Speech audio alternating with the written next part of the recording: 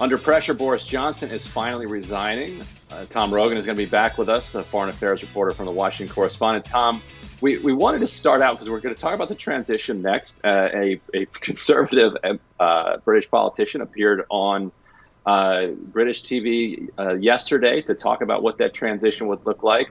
And it produced what I think is an activism Hall of Fame moment as people nearby played this music behind him. Let's roll this clip. A couple of things. Firstly, we need to make sure that we keep the basic functions of government going. That's really important. There are, for example, no ministers in DfE at the moment. That needs to be sorted out. Secondly, I think we need to try and select a new leader as quickly as we reasonably can. And obviously, we need to make sure we make the correct choice, but we should do it in a reasonably quick time. In terms of Boris staying on, the convention is that the outgoing Prime Minister does carry on. That's what happened when Theresa May left office, is what happened when David Cameron left office. And, given that... Ryan cannot get enough of that. It's so good. It's so good. And if anybody was able to follow what he was trying to say, he's talking about the transition to the next Prime Minister. So which clown will come out of the clown car next? So what is going to happen next? And also, what happened? Boris Johnson didn't change. Why all of a sudden is he so deeply unpopular? So I think what happened is essentially the Conservative Parliamentary Party, right? The members of Parliament in Boris Johnson's party lost confidence in him. That the backdrop to this had been repeated parties that had been held at Downing Street, equivalent essentially of the White House during COVID lockdowns, with a lot of alcohol and partying. Boris Johnson denied there were parties. Then photos came out showing he'd been at repeated ones. That sort of played to a loss of trust and to this idea in British society of the class system, right? That the people like Boris Johnson, who went to private boarding schools, Eton, where he went, and Oxford, there's a different system of rules for those people than everyone else. Boris Johnson survived that. The most recent scandal, though, came when a minister that Boris Johnson had appointed to the role of deputy chief whip in the Parliament, that it turned out that Johnson had been aware that when that minister was formerly at the Foreign Office, he'd been accused of misconduct. And Boris Johnson essentially then denied that he had been briefed on that, and it came out that he had. So it was one thing after the other of a loss of confidence, plummeting poll ratings. And I think this broader change in opinion that Boris Johnson, from being the kind of charismatic, foppish, eccentric guy who could at least get Brexit done, became a liability and a clown, essentially. And so what's happening now? And I think that plays to all this imagery and the Benny Hill music and, the media coverage and British people kind of finding it all quite funny that Boris Johnson refused to leave and, just became a sort of surreal Monty Python sketch. So what's going to happen now? There will be a leadership contest. There will be a new leader of the Conservative Party because of the British parliamentary system. That leader will immediately become prime minister de facto without the need for an election. That doesn't need to happen until January 2025.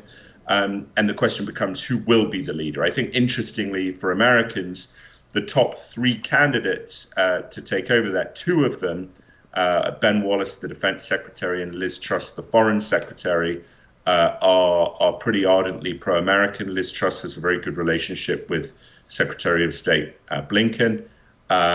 So frankly, there should be, and both of them actually are, especially Ben Wallace, who I think is the favorite, are seen as pretty sort of stable hands. Ben Wallace is kind of seen, he's an ex-army officer, slightly boring, the antithesis in many ways of Boris Johnson, but I think that probably helps him a lot within the party and certainly among the public. So, I think in a sense, it's a positive that a line has been drawn under this now. Although Boris Johnson seems determined to stay on until September when a new leader takes over. And the question is, can he do that? Because there's a lot of people who want him out now.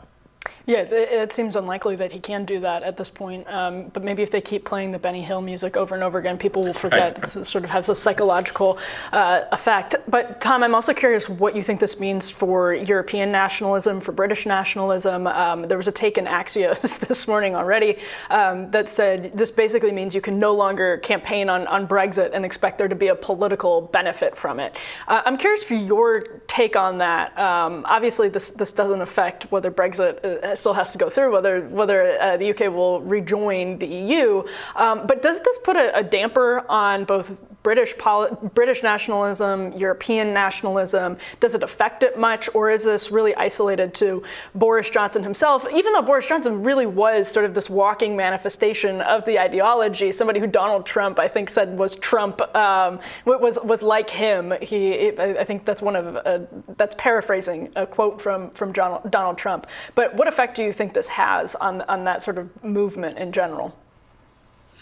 Well, I think, sometimes the assessment, I mean, French nationalism, is pretty different, right? Italian nationalism than British nationalism, even German nationalism. The continental nationalism tends to be, I think, quite frankly, quite a lot darker than some of the British elements of nationalism, which really around Brexit tended to be, sovereignty of parliament and, of course, control of borders, immigration. Those things have been established. So then that British nationalism goes back to sort of quieter kind of patriotism. The far right, as you would perceive it in, say, the AfD in Germany or the National Front in France, obviously has a new name now, that far right element has always been pretty marginal in Britain.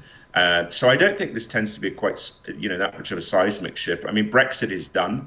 I think the commentators who say this undermines, maybe Brexit won't be undone. I don't know what they're talking about because I don't see how that could happen. But, it's certainly true, I think, though, in the European continent, these individual nationalist movements and the parties are growing in power. And it is a concern to the European super project, as it were, which is the idea of eventually creating a United States of Europe.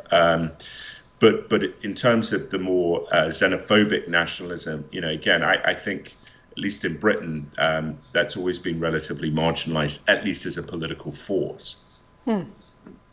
How do people feel about Brexit now in Britain? What are the polls saying? Like, in other words, like if they could go back and do it again, are they glad that they did it? Is there regret? Did it end up? Did the way that he negotiated it end up hurting him? Where does Brexit stand today? The legacy of Brexit.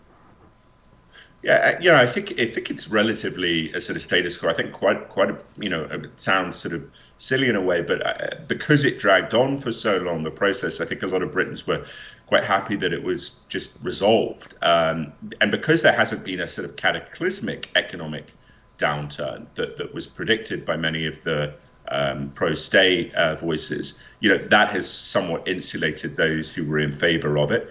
I think certainly, though, in the coming years, it'll be critically important that, as we get out of the COVID environment, the post-COVID environment, Britain will have to show that the pro-Brexit voices, the Conservative Party, most of all, will have to show that they can negotiate trade deals with the United States, India, to offset that European Union economic powerhouse, as it were. And so if they're unable to do that, and if these trade frictions, which we've seen, for example, in Northern Ireland, Republic of Ireland border, are solved, then there could be some pushback over Brexit. But probably too early to say at this moment. So Tom Rogan, he's a foreign policy writer at the Washington Examiner. You should follow him on Twitter at TomRTweets. Thanks so much for joining us for 2 segments, not 1, but 2. Tom, it's a busy day and we appreciate your insight. Great. Thank you very much to both of you. Anytime. We'll be back with more Rising right after this.